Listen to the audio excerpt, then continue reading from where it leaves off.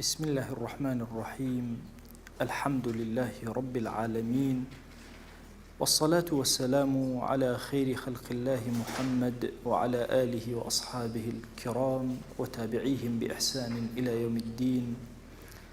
ربنا أرنا الحق حقا وارزقنا اتباعه، وأرنا الباطل باطلا وارزقنا اجتنابه. ربنا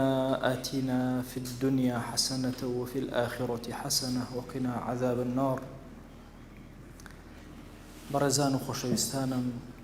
لە خزمەت ژیانی هاوڵانی پێغەمبەری خوایە صلی الله عليه وآله وسلم ژیان بەسەر ئەبین. خۆشترین ژیان ئەو ژیانەیە کە مرۆڤی موسڵمان لەگەڵ دڵانێکە بەسەری ئەبا کە قورئان بەسەر ئەو دڵانەدا هاتووەتە خوارەوە، و لەگەڵ چاوانێکە ژیان بەسەر بەرەیە کە چاوەکان بە چاوی سەر پێغەمبەری خوایان صلی الله عليه وآله وسلم بینی بێ. ئێمە لە خزمەت زۆرێک لە هاوڵانی خۆشەویستی پێغەمبەری خوایە صلی الله عليه وسلم ژیانمان بەسەر بردووە. مصعبی کوڕی عومەیر، معاذی کوڕی جەبەل، ئەبوو بەصیر، ئەبوو ئەیوبی ئەنساری، خەبابی کوڕی ئەرەت، زەیدی کوڕی حارثە، زوبەیری کوڕی عەوام، عەماری کوڕی یاسر، تەڵحەی کوڕی عوبەیدالله، ئەبوو ذەڕی غیفاری، ئەبوو هورەیرە، حوذەیفەی کوڕی یەمان، سەعدی کوڕی معاذ، حەسانی کوڕی ثابت، عەباسی کوڕی عەبدولموطەلیب، ئەنەسی کوڕی مالک، فاطمەی زەهرا، دوحیەی کەلبی، عەمری کوڕی عاص، ئەسمای کچی یەزیدی کوڕی سەکەن کە پێی ئەوترا خەتیبەت النساء وتاربێژەکەی ژنان،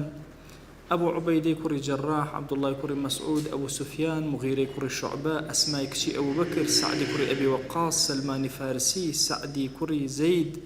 بلالی کوڕی ڕەباح، مثەنای کوڕی حارثە. ئەمڕۆ ئەمەوێ لە خزمەتانە چونکە ئەمە کۆتای دەرسمان لە خزمەت هاوڵانی پێغەمبەری خوایە صلی الله عليه وسلم، و دواتر دەرسێکی نوێ دەست پێ ئەکەین. لە کۆتای دەرسا حەزم کرد بچینە خزمەت ژیانی هاوڵێک لە هاوڵەکانی پێغەمبەری خوا صلی الله عليه وآله وسلم کە ئافرەتێکە زۆر ناوی لێنراوە. زۆر من خۆم ناوم لێ ناوە ئافرەتە پۆڵاینەکە. هەندێک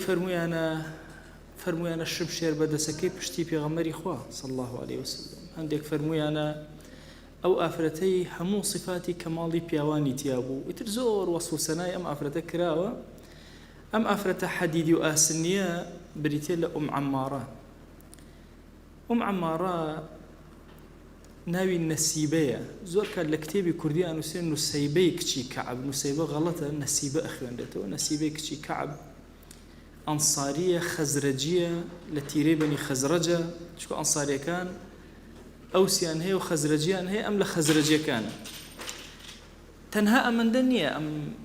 هاوڵە بەڕێزە بڵێن ئەمە یەکێکە لە هاوڵەکانی پێغەمبەری خوا صلی الله عليه وسلم. نەسەبی لەگەڵ نەسەبی پێغەمبەری خوایە صلی الله عليه وسلم لای ئەخوالەکانە و خاڵەکانیەوە تێکەڵ ئەبنەوە. طبعا عەبدولموطەلیب باپیری پێغەمبەری خوا صلی الله عليه وسلم لە بەشی خاڵەکان و دایکیەوە لەگەڵ خەزرەجا تێکەڵ بوون، و ئەم ئافرەتە لە بەنی نەجارە. بەنی نەجار ئەکەنە خاڵوانی پێغەمبەری خوا صلی الله عليه وآله وسلم. دایکی وەها مەشهورە کە موسڵمان نەبووە. دایکی باوکی عەمارە وەفاتی کردووە. هەندێکیش ئەفەرمون ئیمانی هێناوە. و دایکی یەکێک بووە لەو سەحابیاتانەی کە لە غەزوەی ئوحودا بەشداری کرد. هەتا مەعائیلە موبارەکە دایکی موسڵمان بووە، ئەوە تا عەمارە نەسیبە خۆی موسڵمانە. براکانی دوو برای هەبوون، عەبدوڵڵا و عەبدوڕەحمان، هەردووکیان هاوڵی پێغەمبەرن صلی الله عليه وآله وسلم. عەبدوڵڵا لە زەمەنی ئیمامی عوثمانە وەفاتی کردووە، و عەبدوڕەحمان لە زەمەنی ئیمامی عومەرە. عەبدوڕەحمان یەکێک بوو لە ئەو هاوڵە زۆر ساڵحانەی کە لە قورئانە ذکر کراوە. لە سوورەتی تەوبە لە کاتێکا پێغەمبەری خوا صلی الله عليه وسلم بۆ غەزوەی تەبوک ئەڕۆشت، فەرمووی ئەوە غەزوەکەی، و طبعا هیچ غەزوەیەک نییە ئیلا پێغەمبەری خوا صلی الله عليه وسلم بە کەسی نەوتە بۆ کوێ ئەڕۆن، وتەی خۆتان حازرکەن و ڕۆشتون. بەس لەم غەزایە ئیعلانی کرد، وتی ئەچین بۆ شام دوور و جەنگ لەگەڵ ڕۆما ئەکەین. یعنی هەردوو تەحدیدی هەدەفەکانی خۆی کرد، چونکە شوێنەکە دوور بوو و گەرم بوو و ناڕەحەت بوو، زادی باش و توێشی باشی ئەویست. هەندێک لە هاوڵان هیچیان نەبوو. یەکێک لەوانە عەبدوڕەحمان زۆر فەقیر بوو، برای عەمارە، هاتە خزمەت پێغەمبەری خوا صلی الله عليه وسلم. يا رسول الله والله حچمان نییە لەگەڵ بین بەشکم شتێکمان بدەیتێ فەرمی وەڵا حچم نییە نە وڵاخێکەیە بتان دەمێ گەڕانەوە دەستیان کرد بە گریان چونکە هیچیان نەبوو بڕۆن بۆ ئەم غەزا مبارەکە خوای گەورە قورئانی لە حەقا هێنانە خوارەوە فرمي أوانه هيج جناهيشان لسني ولا على الذين إذا ما أتوك لتحملهم قلت لا أجد ما أحملكم عليه تولوا وأعينهم تفيض من الدمع حزنا ألا يجدوا ما ينفقون فرموي رب العالمين أما جناهيان لسني وأنا هاتن بوي تو شتيكان بديتي والله خيكان بديتي توجوتي والله حيتش مني تا خمس سريتا أم شون دورة ببرن تولوا كشتيان كردوا وأعينهم تفيض من الدمع أجريان بو ناتوان بن بو أم غزايا لبينا يخوايا لبروي هشتكان يبي بخشنو لم كاروانا جوريا بجداري بك كركان يا مافرته هاو سري طبعا وزيد كري عاصمة يكيك أصحاب كركاني دو كري هبون حبيب وعبد الله هردو كان هاولي بيغمبري خوا صلى الله عليه وسلم وتعاليك مبارك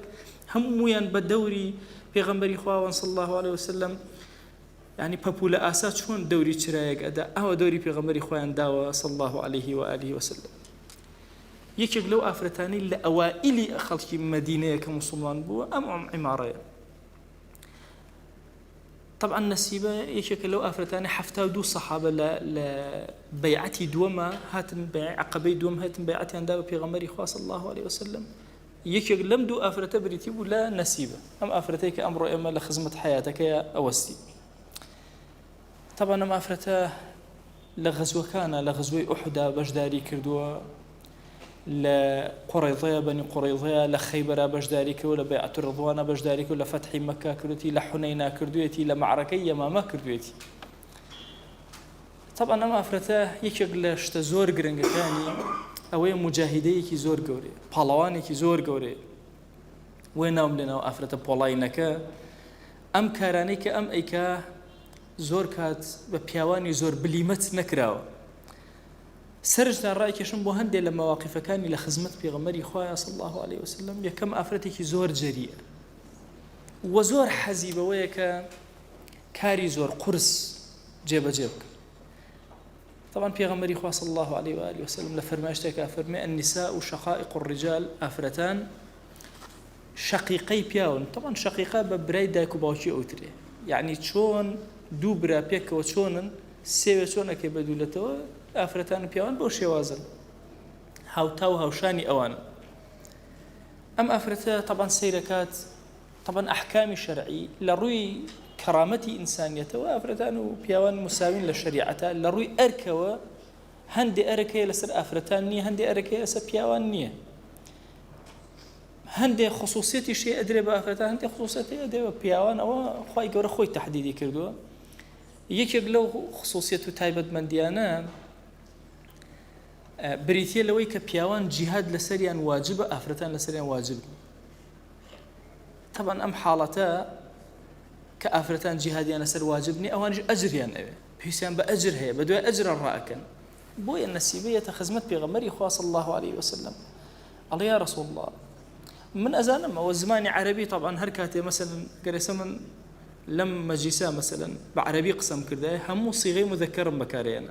طبيعتي عربي أو طبعا لزماني كردية وهانية زماني عربي هرم كراوة بدوبة شو حتى يشتغل السرزوية يا نيريامي هموي هر كلمة عربي تو بكاربين يا نيريامي العربية بونمونا مثلا وشي حرب مؤنث ماشي بوشي مؤنثة نازنين إما عرب أو يخوانتو أو يخوانتو شمس مؤنث قمر مذكرة إتر أو هرشيش تلا سر زاوية همو يتوزع كرا وسن نيرومية شو هندي أو زماناني كجوازي أكن لنيرومية هموش تكان دابش أكن لسر زاوية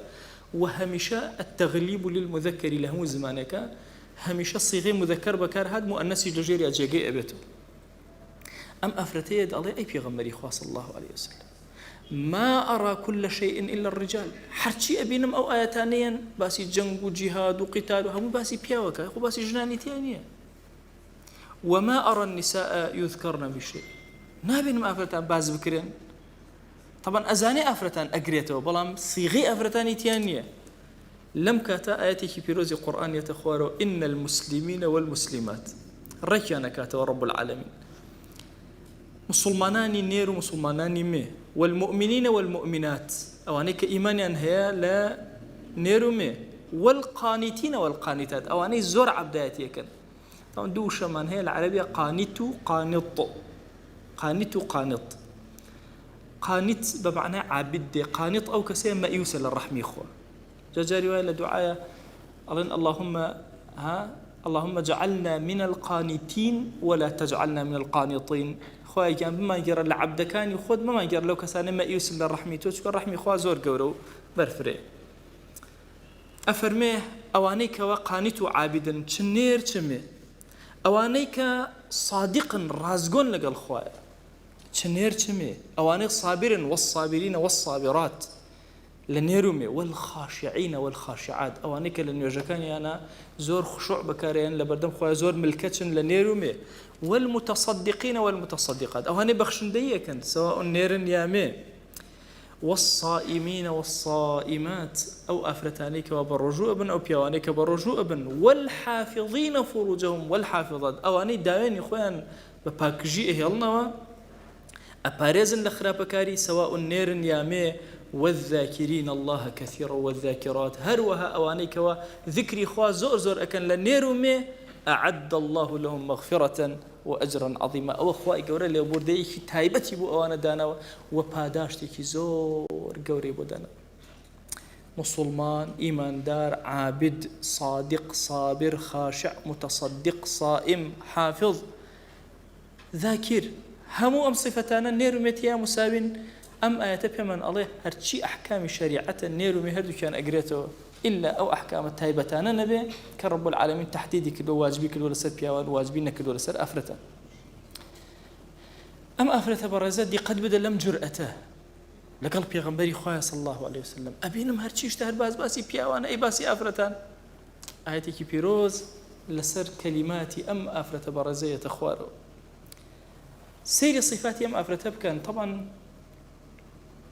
ئێمە گەنج بووین بیرمان نەکردەوە ئەگەر دەوڵەتی موسڵمان دروست بێت چۆن بێ من زۆر بچوو بووم بە بیرمە لە سیروان ئەو کاتە بەحاڵ تازە پاس هاتوو پاسی پۆڵۆنی هەر نەبوو پاسێکی درێژی هەم پیانەوە ڕیم پێچون جاربەر بۆ سلێمانی تەسەوورکەن لەو کاتە بیرم ئەکردەوە ئەموو پاسەکە دوو دەرگای هەبێ لە ناوەڕاستە ئاوا لەت کرابێ گیرابێ ئەو دیوی کچ دانیشن ئەو دیو کوڕ دانیشن ناڵبووم ئەوە بیرم ئەکردەوە دواتر سیرەکەم لە سیرەی پێغەمبەر صلی الله عليه وسلم ئافرەتان و پیاوان پێکەوە دانیشن لە مزگەوتا پێکەون لە جەنگ و جیهادیشا دیقەت بدەن ئەم ئافرەتەی کە لەو ئافرەتانی لەناو ئەم هەموو پیاوانە لەناو جیهادا جیهادەکە جەنگەکە ئەفەرمێ لە غەزوەی ئوحدا لە خزمەت پێغەمبەر صلی الله عليه وسلم هاتە دەرەوە پەڕۆیەکی زۆری پێچاو بوو بەخۆیەوە پەڕۆیەکی زۆری بە ناوقەدی خۆیەوە پێچاو بوو هاتبووە دەرەوە هەر کەس بریندارە بوو یەکێ لە پەڕۆکانی لێ کردەوە برینەکەی پێچە وی نەزیر نەک و گۆزەیەکیشی بەدەستەوە بوو ئاوی ئەدا وردە مسلمان تەمان لە غەزوەی ئوحدا یەکەم جا مسلمان سەرکەوت زۆر خۆشیان بوو لە پڕ کافران لە پشتەوە هاتنەوە ئینجا هێرش دەستی پێ کرد هێرشێکی زۆر قورس زۆر کەس ڕایان کرد لەو جەنگە چونکە تەحمل نەئەکرا ئەوان بە ئەسپەوە بوون ئەمان لەسەر زەوی بوون هێرشێکی زۆر گەوریان ئەکرد کافران ئیبن قەمیعە زۆر بە بەهێزی هێرشی ئەکرد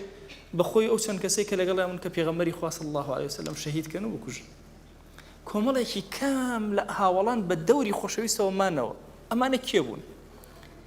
یەکێک لەوانە بریتی و لە عمار ئەم ئافرەتە بەڕێزە لە خزمەت پێغەمبەر صلی الله عليه وسلم خۆی و دوو کوڕەکەی و مێردەکەی ئەوەکو قەڵغان بە دەوریەوە ئاهاتن ئەچوون حتا نەفرێک ڕایە کرد پێغەمبەری خوا صلی الله عليه وسلم فەرمووی کورە ئەو قەڵغانەی کە بێتە فڕیدە مادام تۆ ئیسفادەی لێ ناکەی فڕیدە ئەم عمارە هەڵی گرت چونکە ئەم عمارە ئەڵێ من سیلاحم پێ نەبوو لەوێ سیلاحێکم دەستکەوت و قەڵغانێکیشم دەستکەوت پێغەمبەری خوا صلی الله عليه وسلم لە هەر لایەکەوە هێرشی بوو هات ئەم عمارە ئەڵێ والله ئەگەر ئەسپیان پێ نەبووایە بە قاج بەهاتنە هێرشیان کردایە نەمان هێرش نزیکەونەوە بەڵام کە بە ئەسپەکان ئەهاتن بە پەنامانە دەستی خۆیان ئەوشان ئێمە دەستمان لێ ئەوشانن دوورەکەوتنەوە هەم ئەگەڕانەوە بۆ سەرمان چەند جار ئەوە کەڕ و فەڕ هێرش بۆ سەر پێغەمبەری خوا صلی الله عليه وسلم ئەکرد عەبدوڵڵای کوڕی شمشێرێ بەر دەستی چەپی کەوت خوێن فیشقەی کرد پێغەمبەری خوا صلی الله عليه وسلم هاواری لێ کرد نەسی بە کوڕەکەت فری ئەیکەوە ئەڵێ دایکم یەکسەر پارچە قماشێکی هێنا قۆڵی بەستم وتی ئەی کوڕ نەکەوی لەم غەزوە تەسەوور کە سیانزە برین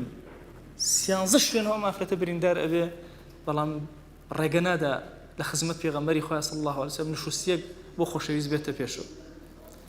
پێغەمبەری خوا صلی الله عليه وسلم جوان دیقەتی شەڕەکەی ئەدا، دەمێک تیری ئەتەقان، دەمێک شمشێری ئەوشان، دەمێک بە قەڵغانەکەی پارێزگاری ئەکرد. فەرمووی نەسیبە ئەو ئەسب سوارە ئەبینی؟ وتی وەڵڵا ئەو چاوم لێ بۆ ئەویان بوو لە کوڕەکەی تۆیدا. تیجا چاری یەکەم ئەی پێغەمبەری خوا صلی الله عليه وسلم، مادام ئەو بۆ ئێستا چاری یەکەم. هەڵێ کەسەکە لەو سەرەوە بە ئەسپەکەیەوە هاتەوە، ئەڵە شمشێرێکی وەشان بە قەڵغانەکە گرتم یام لە قاچی. ئەڵێ کەوتە خوارەوە، کە کەوتە خوارەوە من و عەبدوڵڵای کوڕم هەردووکمان چووینە سەری. ئەڵێ نازانم شمشێری من کوشتی یا هی عەبدوڵڵا کاممان. ئەڵێ بەڵام هەردووکمان پەلامارمان دا چووینە سەری، کۆتاییمان هێنا. پێغەمبەری خوا صلی الله عليه وسلم ئەڵێ کە لام کردەوە سێرم کرد دانی پیرۆزی دەرکەوتووە، لەو کاتە ناڕەحەتیا پێ ئەکەنێ. وتی وەڵڵاهی ئەی نەسیبە نەتهێشت حەقەکەت بڕوە. ئەوەی ئەو قەوەدەی کە لەسرت بوو هەر لەو شوێنە تۆڵەی خۆتێ کردەوە کە لە کوڕەکەت درا. خوای گەورە تۆڵەکەی بۆ وەرگرتیتەوە. فەرمووی الحەمد لله الذي ظفرك، سپاس بۆ ئەو خوایی کە زەفەری دابەتەوە، ئەقڕ عینەکی چاوی باشە ئیسراحەت پێ کردی من عدووەکی لەو دوژمنەی کە هەتا، و ئەڕاکی ثەڕەکی بعینەیکی بە هەردوو چاوەی خۆ. ئەوەی کە لە دڵتا ناڕەحەت بوو باشە کە کوڕەکەت بۆ شێوازەی لێ هاتووە تۆڵەی خۆتێ کردەوە. پێغەمبەری خوا صلی الله عليه وآله وسلم لە ڕوايەتێکە ئەفەرمێ ما التفت يمينا ولا شمالا إلا وأنا أراها. بۆ لای ڕاست سێرم ئەکرد هەر ئەم ئافرەتەمە بینی، بۆ لای چەپ سێرم ئەکرد هەر ئەم ئافرەتەمە بینی جەنگی ئەکرد لە پێناوی منە. طبعا لەم غەزوە مبارەکە یەکێک لەو جارانەی کە ابن قەمیئە هێرشی کرد بۆ پێغەمبەری خوا صلی الله عليه وسلم، ئەم ئافرەتە بەرەنگارێکی زۆر بەقووەتی کرد. ئەڵێ 6 جار شمشێرەکەی وەشان بۆ پێغەمبەری خوا صلی الله عليه وسلم، هەر 6 جارەکەم ئافرەتە قەڵغانەکەی خۆی ئەدایە بەری و نەئێهێشت بەر پێغەمبەری خوا بکەوێ صلی الله عليه وسلم. لە جاری حوتەمە شمشێرەکەی وەشان کێشای بە شانی ئەم ئافرەت. قوڵترین برینی کە ئەڵێ 1 ساڵ لە دوای ئەوە تەداویمان نەکرد ئینجا چاک بوو، بریتی بوو لەم شمشێرەیەکەوە بەر لاملی کەوت. ئەڵێ خوێن ئەفشقا پێغەمبەری خوا صلی الله عليه وسلم هاواری کرد لە عەبدوڵڵا و حەبیب لە هەردوو کوڕەکەی، وتی هەردووکتان فریای دایکتان کەون ئێستا ئەمرێ. کە ڕۆشتن دایکیان تون ملی گرتبوو خوێن ئەفشقا وتی بەس ئەم پەتانە بکەنەوە بیبەسن بێرەمەوە هیچم نایە. بەتەکانیان کردەوە بەسیان بۆی ئەڵێم ئافرەتە پۆڵاینەک لە خزمەت پێغەمبەری خوا صلی الله عليه وسلم. ئەم جەنگ و جیهادە گەورە حتا ئەو کافران دوور کەوتنەوە، خۆشەویست کۆبوونەوە ئەسحاب بە دەوریەوە وردە گەڕانەوە. کە گەڕانەوە بڕیاری دا پێغەمبەری خوا صلی الله عليه وسلم حملەی دووەم کە پەلاماری مشرکین بداتەوە. هەر لە غەزوەی ئوحودە خۆیان کۆ کردەوە، عینەن ئەمیش خۆی کۆ کردەوە، بەڵام کە هەڵسایە ویستی سواری ئەسپەکەی بێ نەزیفی خوێنی ملی جارێک تر بەر بوو دانیشتەوە نەیتوانی. پێغەمبەری خوا صلی الله عليه وسلم کە کەوتە شوێن کافران ئەوان نەگەڕانەوە، ترسان، وتیان ئەگەر بگەڕێن تۆزێ نەسرەتمان بەدەستێنەوە بگەڕێنەوە بشکێن هەر حیامانەچ. ئەوان ڕۆشتن بەجیان هێشت. کە پێغەمبەری خوا صلی الله عليه وسلم کە گەڕایەوە یەکسەر عەبدوڵڵای بان کرد، وتی بەس بزانە نەسیبە وەزعی چۆن، هەواڵێکی بۆ بزانە. طبعا کە هەواڵەکەی هێناوە بۆ پێغەمبەری خوا صلی الله عليه وسلم زۆر دڵخۆش بوو. یەکێک لەو مەشهەدانەی کە زۆر سەیرە لەناو ئەم غەزوەیە، ئەڵێ پێغەمبەری خوا صلی الله عليه وآله وسلم ڕووی کردە نەسیبە، وتی چی تێ بە دوعات بۆ بکە کە بە دەوریەوە. ئەڵێ وتی وەڵڵاهی دوعا بکە بۆ خۆم و کوڕەکان و ئەم عائیلەیەم، هاوسەرم و کوڕەکان، بەس داوای ئەومە بۆ کە ئێمە ڕەفیقی تۆ بین لە بەهەشتا. ئەڵێ پێغەمبەری خوا صلی الله عليه وسلم دەستی بەرزکەوە فەرمووی اللهم اجعلهم رفقائي في الجنة، خوای ئەمانە بکەیتە ڕەفیقی من لە بەهەشت. ئەڵێ لەم کاتە نەسیبە وتی وەڵڵاهی ئیتر هیچ شتێکم لە دنیا ناوێ، دنیام بۆچی هەر چیم لێ با لێم بێ مادام ڕەفیقی پێغەمبەرم صلی الله عليه وسلم لەناو بەهەشتا هیچ شتێکم ناوێ. عەبدوڵڵای کوڕی ئەڵێ وەڵڵاهی هیچ ڕۆژێکمان نەبوو بە ئەندازی ئەو ڕۆژە کەیف خۆش بین کە پێغەمبەری خوا صلی الله عليه وسلم ئەو دوعای بۆ کرد ڕەفیقی ئەو بین لەکوێ لە بەهەشتا. ئەو لە دنیا خوا ڕەفاقەتی ئەوی پێداون، لە بەهەشتیشە ڕەفاقەتی ئەویان ئەدات. لە بەنی قوڕیظە بەشداری کردووە، لە خەیبەرە بەشداری کرد، لە بەیعەت الرضوانە، لە بەیعەت الرضوانە 1400 سەحاب لە خزمەت پێغەمبەرە صلی الله عليه وسلم. طبعا بيعتي مردنيان دا 1400 صحابة خوا قرآني نار دا خوارو لقد رضي الله عن المؤمنين إذ يبايعونك تحت الشجرة خوا لو إيمان دارانا راضي بوك بيعتيان دابتو لجي دارك يكيق لواني بيعتي دا أم أفرتب خوا بعظمتي خوي لاد راضي بي بيغمري خوا صلى الله عليه وسلم بيد بلت والرفيق مني لبهشتا دعاء وبك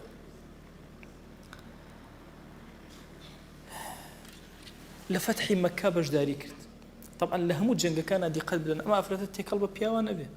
گورجوگۆڵ تون و تۆڵ جلی جیهادی لەبەر کردووە بریندارەکان تەداویەکە لە کاتی ناڕەحەتیە دەستداتە شمشێر لە غەزوەی حونەینە طبعا غەزوەی حونەین غەزوەیەکی زۆر پند ئامێزە بۆ هاوڵان بۆ ئێمە هەموو ئومەت یعنی بیرکەنەوە 12,000 سەحابە 12,000 سەحابە هەمویان ئامادەن لەگەڵ پێغەمبەری خوایە صلی الله عليه وسلم 10,000 پێشتر هەمویان ئیمانیان هێنا و 2,000شی دوای فەتحی مەککە ئەچن بۆ تیرەی هەوازن و ئەو تیرانەی کە کۆبوونەتەوە دژ بە پێغەمبەری خوا صلی الله عليه وسلم غەزوەی حونەین ڕوئەدا طبعا ئەلەم غەزوەیە بە هەموو عەقڵێکەوە ئەمان کورە چەند کەسێکی کەم بوون 300 کەس بوون 1000 کەس کۆبوونەوە هەوازینەکانەوەنە 3,000 کەس بوون ئەمان 12,000 بوون وتیان کورە ئێمە 300 کەس بوون کەس پێمان نەئێوەرە ئێستا 12,000 کورە هەر ئەیان خۆین چاریان نەکەین عجبیان بۆ دروست عجب زۆر خەتەرە عجب يعني سرسامبون بخوت دردێکی زۆر کوشندەیە لە ئینسان عجایب لێ بخۆت سەیریان کرد پشتیان بەخوا نەبەست چونکە نەسڕەتی ئێمە هەمووی بە پشت بەستن بەخوا ئەبێ جەل جەلالوه جەنگەکە گەرم بوو تیریان ئاهاویشت کەس نەیەتوانی بچێتە پێشەوە شکان 12,000 کەس ڕایان کرد چەند کەسێکی کەممانەوە لە خزمەت پێغەمبەری خوایە صلی الله عليه وسلم لە وتارێکە باسم کردو غەزوەی حونەین یەکێک لەو کەسانەی کە لە خزمەت پێغەمبەری خوایە صلی الله عليه وسلم مایەوە نەسیبە بوو یەکسەر گۆزەکەی خۆی فڕێەوە نەویەوە لە شمشێر بەرەنگارێکی زۆر سەرسەخت لە خزمەت پێغەمبەرە صلی الله عليه وسلم ئەفەرمێ هەتا هاوڵان هاتنەوە بە خۆم و دوو کوڕمەوە لە خزمەت پێغەمبەرە صلی الله عليه وسلم دیفاعمان لێ ئەکرد هەوڵمان ئەدا وردە وردە کۆتایی عمری پێغەمبەرە صلی الله عليه وسلم خۆشەویستمان ئیتر لەم کاتا موسەیلەمەی کەذاب دروستە بێ ئەڵێ وەڵام منیش پێغەمبەر منیش وحیم بۆیە لە خۆ کەلیماتی عەرەبی ڕیزەکە لەسەر وەزنی قورئان ئەڵێ ئەوەتە ئەوم بۆ هاتوو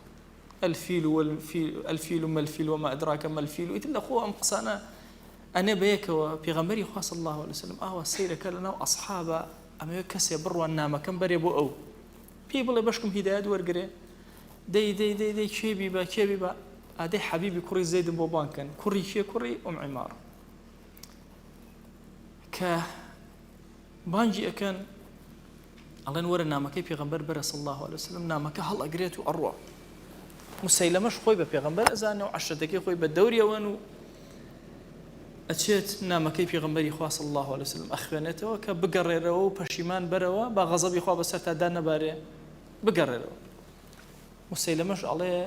ئەمە ڕاگرن ئێستا ئەبێ وای لێ بکەم شایەتی با کە منیش پێغەمبەرم لە ناو ساحەیەکە لە وەسەتی ناو خەڵکە کۆیەکەنەوە ڕای ئەوەستێن و ئەیبەستنەوە ئەڵێش بەدەنگی بەرز موسەیلەمە بەرامبەری شاهیدی ئەدەی کە محەممەدی کوڕی عەبدوڵڵا پێغەمبەرە ئەڵێ ئەرە وەڵڵاهی شاهیدی ئەدەم کە پێغەمبەرە ئەڵێ ئەی شاهیدی ئەدەی کە من پێغەمبەرم موسەیلەمە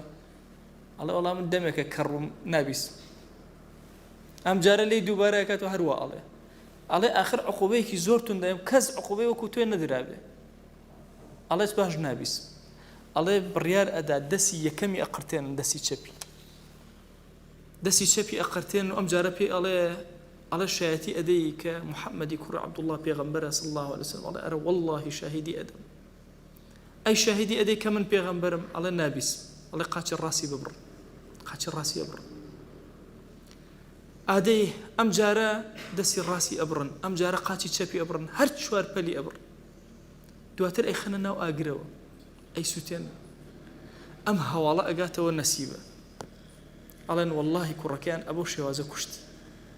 ئەڵێ نەسیبە سوژدەی شوکرە با ئەڵێ الحەمدولله بۆ ئەم ڕۆژە کوڕەکەم پەروەردە کردبوو لمثل هذا أعدته بەخوا ئەوە بۆ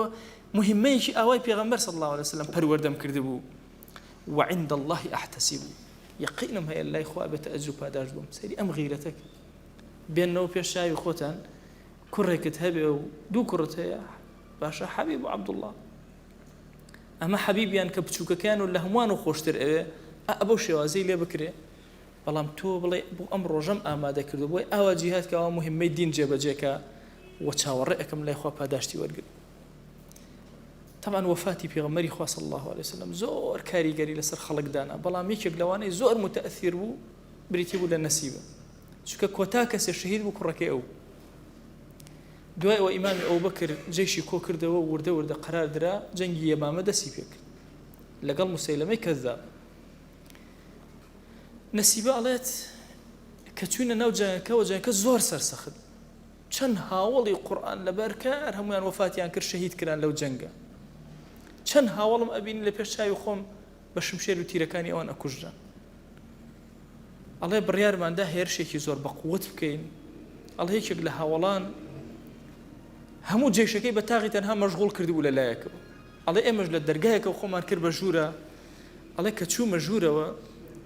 ئاگام لە خۆم نەبوو کە نەفرێک مەڵاسی داوە لە پەنای دیوارەکە ئەڵێ یەک شمشێریان لە دەستی چەپم دەستم کەوتە خوارەوە ئەڵێ وەڵڵاه لام نەکردەوە بۆی سەیری دەستی خۆم کرد پەلامەرمدا ڕۆشتم ئەڵێ کە چووم گەیشتمە سەر موسەیلەمە سەیرەکەم عەبدوڵڵای کوڕم تەواوی کردو کوشتێتی شمشێرەکەی بە جلەکانی ئەو ئەسڕێ ئەڵێ سوژدەی شوکرم بر وتم ڕۆڵە تەواوت کرد تی دایکە بێخەم بە تەواوم کرد ئەڵێ سوژدەی شوکرم بر خوا سوپاس بۆ تۆ جارێک کوڕەکەم بریندار بوو تۆڵەیم کردەوە دڵم ئیسراحەتی کرد بە دوعای پێغەمبەر صلی الله عليه وسلم کوڕێکی ترم کوژراوە تۆڵەم کردەوە زۆر سپاسی تۆ ئەکەم یا ئیلاهی. طبعا ئەمە ئەفرەتە کە حیاتەکەی ئەخوێنی تۆ سەرە سوڕە من ئەم هەموو جەنگ و جیهاد و لە پێناوی خوایە جەل جەلاله ئەم هێز و توانە سەرفکردنە ئەم ئافرەتە لە زمانی ئیمامی عومەرە طبعا لە ساڵی 11 کۆچیە وفاتەکە فەرمایشتێکی مەشهور هەیە کە ڕیوایەتی ئەەکەم فەرمایشتە ئەەکەمە کۆتایی ئەم دەرسی طبعا ئێمە هەمومان بە ڕۆژوو بووین هەنەجار لە ڕۆژەکانمانە میوان هاتووە طبعا من قەت ئەوم لەبیر ناچێتەوە لەگەڵ دۆستێکمە ڕۆژێکی نازانم دووشەممە بوو سێشەمە لە سەفەر بووین لە ماڵێک لاماندا طبعا خواردنیان بۆ هێناین ئەوەندەیان ڕێز لێگرتین صاحب میوان لەگەڵمانە دانیشت بوو کورە بە قورئان ئەم تیکێژە خۆی تو سوێنی ئەخوار وای مەشغوڵ کردوون لەسەر سفرەکە لە ئەخیری نان خواردنەکە ئاوا سێرم کرد سێرەکەم هیچ ناخۆ بە ڕۆژوو بوو خۆی بەڵام ئەو هەموو خزمەتی ئێمە ئەکرد. باشە ئینسان ئەگەر بە ڕۆژوو بێ خزمەتی کەسێکی تر بکات لە میوانەکانی چه ئەجرێکی ئەم فەرمایشتە فەرمایشتێکی زۆر تایبەتە بەس نەسیبە ئیگەڕێتەوە. ئەفەرمێ ڕۆژێ پێغەمبەری خوا صلی الله عليه وسلم هاو بۆ ماڵمان ئەڵێ منیش بە پەلە خۆمانوو کرد هەرچی حازر بوو تەرتیب کرد لە خزمەت پێغەمبەری خوا صلی الله عليه و آله وسلم دامنا ئەڵێ پێغەمبەری خوا صلی الله عليه وسلم دەستی بۆ ڕاکێشا کەمێکی لێ خوارد و فەرمووی کولی خۆشت بخۆ ئەڵێ سەرم بەرز کردەوەتم ئینی صائمە من بە ڕۆژوم ئەی پێغەمبەری خوا صلی الله عليه وسلم فەرمووی ئین الصائمە تصلي عليه الملائكة ئەو کەسێک کە بە ڕۆژووە ئەگەر خەڵک لە بەردەمیان نان بخوا ئەم لەبەر خاتی خوا خۆی گرێتەوە مەلائیکەی خوا سەڵەوات لەسەر ئەم کەسە ئەدەن حتى إذا أكل عنده حتى يفرغوا حتى وكو لي ابنه ولا روايتك حتى شبعوا حتى وكو تير ابن اوان لي ابنه ملائكه الصلوات لسر ام كسب الرجوع ادا او ده فضلي گوري بو خواردنك دان راوه تشيجي لي ورقرم حزي لي اكم برسيمه خواتو خد اقاد لي رخوم اقرم بو اولى ابا چن گوري بفضيل لم درسي نسيبه اما زوشد ورقدي يكيق لو انا اختلاط لشريعتها ممنوع نية أو نفسي خراب ونفسي مريضة نخوشة كممنوع كراوة لشريعتها قلنا أفرتان وبيان باليق مزقوتان ويشكن لما يداني جهادا بيو لما يداني تعليمة أويك قرفتا أو الضلايك خلاليتي أكي أو بابة الشهوانية ككفري جهاني إجولين أو النهي لكراوة أجرنا أبيني شغل هوا كاني في غمري خاص الله عليه وسلم أفرته لو جنگو جهاد وتكلاي بيوانا هم بجداري أكا أخبير كرو مثلا تو أفرتك شمشير بوشينا جنك جهادك بلام أول دل لا شيء توكما دابست به شو يعني كدرنك وإلا روايتك أفرمي أم بروانيك بسوا بنا وراسي لا شيء وتنها هدفك أو نبوك بريندار كان بيوك هدفك أو بهش يعني كدرنك ولا كاتي جنگو جهاد أبيني ما أفرته كان جريء لبرسيار لشريعته بيترس شريعة برسيارة كاني بأشكرا شنا راح أديك برسيارة كاني أكا کێ ئەیکا چۆن ئەیکا فکری ئینسان ئازادە فەرموو ئەو پرسیارە ئەکا لە پێغەمبەری خوا صلی الله علیه وسلم ئەویش چۆن جوابی ئەداتەوە چۆن وەڵامی ئەداتەوە. هەروەها ئەوەی زۆر گرنگە کە لە شەریعەتە هەندێک شت لەسەر ئافرەتان فەرز نەکراوە ئایا ئەگەر خۆیان کردیان ئەگەر خۆیان جێبەجێیان کرد بۆ نمونە مەیدانی جیهاد ئافرەتێک لە کاروباری عسکەریە زۆر زیرەک بوو بەشداری کرد ئایا لە شەریعەتە نەهی لێ ئەکرێ کە ئەبێ ئەو کارە ئیلا نەکات نەخێر نەهی لە ناکرێ ئەو تا یەکێک لە هاوڵانی پێغەمبەری خوا صلی الله علیه وسلم لەو هەموو جەنگ و جیهادا بەشداری ئەکات و ئافرەتیش. ئەم شەریعەتەی ئێمە زۆر متەکاملە لە هەموو ڕووەکانەوە هەموو ئەحکامەکان کە سیر ئەەکەی ئارامێکی زۆر سیر بۆ دڵ دێ. ئێمە ئەمڕۆ سەیری ئێستامان ناکەین کە عالەمی ئیسلامی لە ژێرپێی کافران و بێدینانە خەریکە سەرمان پانەکەنەوە هیچ نەفەسێکی ئازادی بۆ ئێمە موسڵمان نییە. ئێمە باسی زەمنێک ئەەکەین کە ئێمە قیادە و سیادەی جیهانکەین ئەبم شێوازە قیادە و سیادەی جیهانەکەین کە هەموو مافەکان لە جێگەی خۆیاندا عەدالەتی خۆوەکو خۆی بەرپا ئەکرێت. بۆیە ضرورەتەکە ئافرەتی موسڵمان لە فقهی شەریعەتە زۆر زیاتر خۆی قاڵکاتەوە. من ئەو جورئەتەی کە لە نەسیبا خوێنمەوە ئاوا پرسیار لە پێغەمبەری خوا ئەکا صلی الله علیه وسلم ئەیوێت خەڵکی غێری خۆی گوێی لێبێ لە قورئانە کە ئەخوێنرێتەوە ئاياتێ بخوێنێتەوە باسی ئافرەتانی تیابێ جورئەت ئەکات و پرسیار ئەکات و داوای مافەکات. ماف لە چییە؟ داوای ماف لە قورئانە ئەکات بەمەرجێ قورئان شمولی ئەکات. بۆیە ئەم هێز و توانایی خوشکانی بەڕێز زۆر جێگەی ئەوەیە کە ئێمە سوودی لێ وەرگرین لە خزمەتیابین. ئەم چاوانەی نەسیبە ئەگەر ئێستا چاو بنووقێن و چاوەکانی ببینین پێغەمبەری خوای صلی الله علیه وسلم تیاوێ ناکەین. تەسەووری داواکاری ئەو بکە گەر یەکێک لە ئێمە ئەو خۆشەویستە نازارە پێم بڵێ ئادەی چیتێ یعنی ئەوێ بڵێم چیم بێ داوای چی ئەەکەیت سەری ئەو هیممەتە بەرزە کە داوای مرافقەت و ڕەفاقەتی پێغەمبەر صلی الله علیه وسلم لە بەهەشتا بکەیت. ئەو بیرکردنەوە قوڵە بۆ ئایندە ئەو هەوڵە جوانە بۆ ئایندە کە بتەوێ خۆت و ماڵ و مناڵەت هەر هەموو لە بەهەشتا لە خزمەت سێبەری پێغەمبەر ئابین صلی الله عليه و آله وسلم. خوای گیان ئێمە ئەم ساتانەی ژیانمان لە خزمەتی حیاتی ئەم هاوڵانەی پێغەمبەر صلی الله عليه وسلم بەسەر برد. یا ئیلاهی داوای لێ ئەکەین بە ناوی جوانت بە صیفەتی بەرزە بە ئیسمی عەظەمت ڕەحمەت و کەڕەمی و بەزەیی خۆت بەسەرمانە ببارێن. یا ئیلاهی داوای لێ ئەکەین بە گەورەی خۆت دڵمان جێگیر کە لەسەر خۆشەویستی خۆت یا ئەکرەم الئەکرەم. خوای گیان خۆشەویستی پێغەمبەری خوا صلی الله علیه وسلم لە دڵمانە جێگیر کە خوای خۆشەویستی ئەم ئاینە پیرۆزە لە دڵمانە جێگیر کە تو گەورەی خۆت خوایە دڵمان ئارام کە حیاتمان پڕ لە ئارامی بکە ماڵەکانمان ئارام کە ئاسوودەمان کە هێمنمان کەرەوە لە بەڵاو موسیبەت و ناڕەحەتیەکان پارێزراومان کە یا ئیلاهی داوا لێ ئەکەین بە ناوی جوانت بە صیفەتی بەرزە بە ئیسمی عەظەمت ئیمانمان سەلامەت کە یا رب العالمین بمان گێڕە لە هاوڵانی پێغەمبەری خوا صلی الله علیه وسلم لە بەهەشتا. یا ئیلاهی بمان گێڕە لەو کەسانەی کە پێغەمبەری خوا صلی الله علیه وسلم لە ساحەی مەحشەرە شانازیان پێوە ئەکا. یا ئیلاهی بەخوا ئەگەرچی گوناهبار بین هەڵەکار بین خەجاڵەتبار بین بەڵام بەخوا دڵمان پڕە لە خۆشەویستی بۆ پێغەمبەری خوا صلی الله علیه وسلم. خوایە بەو خۆشەویستەی دڵمان ئێمە داوات لێ ئەکەین کەڕەمی خۆت بەسەرمانە ببارێنە ئارامی خۆت بەسەرمانە ببارێنە هیدایەتی خۆت بەسەرمانە ببارێنە